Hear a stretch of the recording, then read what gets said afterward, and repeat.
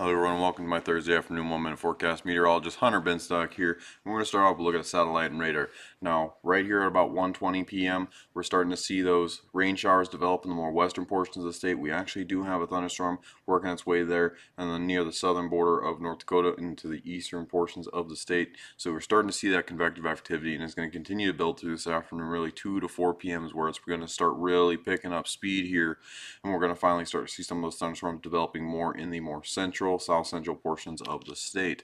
Looking at temperatures right now across the state, going to be those 50s widespread, some 40s up towards the north, and some 60s down further south. Mobridge being the outlier right down there at 72 degrees.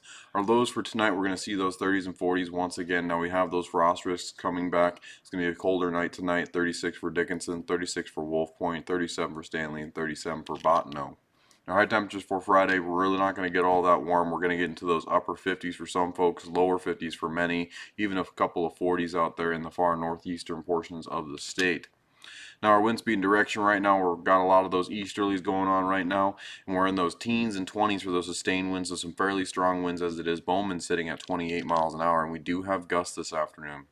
Now, those gusts are going to be in the upper 20s, in the low to mid 30s as well. Now, we also have an SPC outlook for today. It has been expanded since yesterday. We have a level 2 slight risk across much of the south central into the southeastern portion of North Dakota, all the way for all those southern counties. It's going to be a significant afternoon. We're looking at the potential for severe hail up to 2 inches. We're looking at the potential for severe winds, and also there is a slight risk for tornado development for this afternoon. Looking at our wind gust forecast for the next couple of days, we got those winds this afternoon. They're going to get a little bit stronger into those evening hours into Friday morning. By Friday evening, they should push off into the more eastern portion of the state, calming down for weekend, and it should stay relatively calm, maybe an isolated 30 or 35 here for the whole weekend all the way through Memorial Day. Now, our precision cast for the next day here, right now we're in that rain stage. As we get a little bit further on into the afternoon, we'll start to see a little bit more of that convective development in that more southeastern portion of the state. Now, out towards the west, you should see some rain showers, and you have the chance to see some thunderstorm development, but it's not going to be severe in nature. It's really that southeastern portion of the state where we're looking for that most significant development.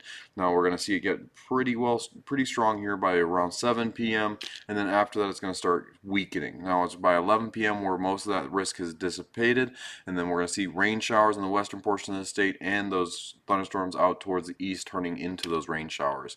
Now, after 11 p.m., our temperatures are going to start cooling off, and we have that potential to see snow overnight on Friday morning. So don't be surprised if you wake up on Friday morning early on and you see some snow on the ground. Now, our temperatures really aren't going to be really conducive for that to stick around, especially our soil temperatures that are in those 40s and the 50s. So it's going to have a hard time sticking on the ground, but don't be surprised if you see some snow falling.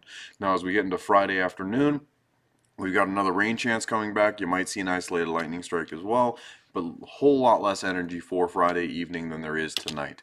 Now, as we get into Saturday, maybe an isolated rain shower or two. Similarly for Sunday, just some slight rain showers in the periphery of the state, but overall looks like it's going to be a relatively clear day as we head in towards Memorial Day. Make sure you tune in to KX News at 4 because I'm going to go over our thunderstorms one more time coming up in my full forecast.